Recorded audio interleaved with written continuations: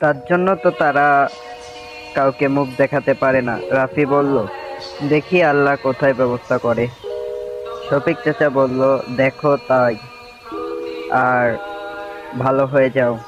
এই বলে শফিক চাচা আমার সামনে থেকে চলে গেল।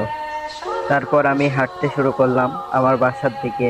সবকিছু যেন পাল্টে গেছে, আগের মতো আর কোনো গাছপালা নেই। আমাদের খেলার সেই বিশাল বড় মাঠ ও নেই, সেখানে আছে শুধু বড় 10 তলা বিশাল বড় বিল্ডিং। রাস্তাঘাট যেন আমার কাছে নতুন, অথচ এই সব কিছুই একসময় আমার কাছে কিছুই ছিল না। সব জায়গায় আমার চলাচল।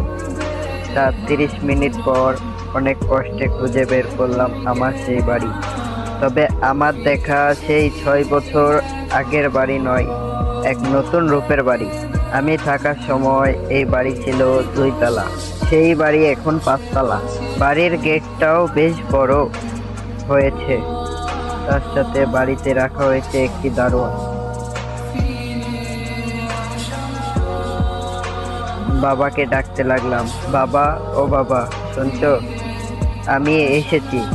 তার সাথে সাথে দারোয়ান এসে ধমক দিয়ে বলল, এই বেটা, এইখানে এভাবে চিৎকার করছিস কেন?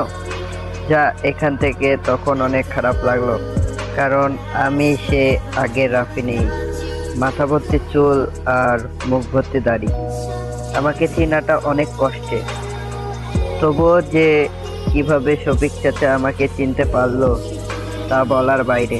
হয়তোবা আমাকে বেশি ভালোবাসার জন্য।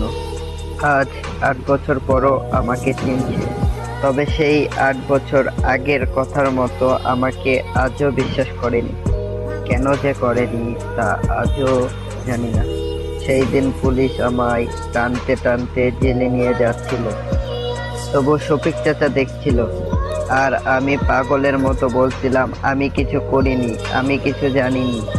কিন্তু কেউ সেই দিন আমার কথা বিশ্বাস করেনি। তারপর দারোয়ানকে বললাম যে এই বাড়ির মালিককে কি একটু দেখে দেবেন। কিন্তু দারোয়ান বলল, কেন, আপনি কে? এ অসময়ে স্যারকে ডাকলে স্যার ভীষণ রাগ করবেন। আপনি বরং পরে আসবেন। না ভাই, একটু কষ্ট করে বলেন না।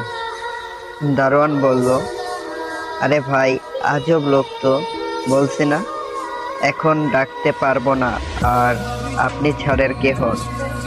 তারপর আমি একটি দীর্ঘ নিঃশ্বাস নিয়ে বললাম, আমি তার ছেলে হই। দারোয়ান বলল, এই মিয়া, মস্করা করার আর জায়গা পাননি?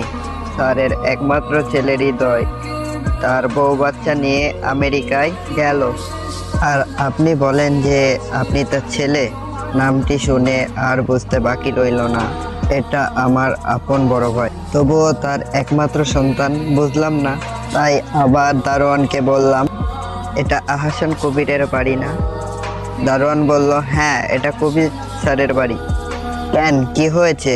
রাফি বলল যে তার একমাত্র সন্তান।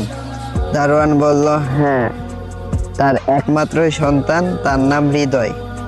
তার নামেই তো কবির স্যারের সব সম্পত্তি লিখে দিয়েছে। তারপর একটু থমকে গিয়ে বললাম, তা তোমার কবির স্যারের কি আর কোনো সন্তান নেই? গাইস, পরের পার্টে বাকি অংশটি দেওয়া হইবে। আপনারা সাথে থাকবেন এবং লাইক আর সাবস্ক্রাইব করে দেবেন।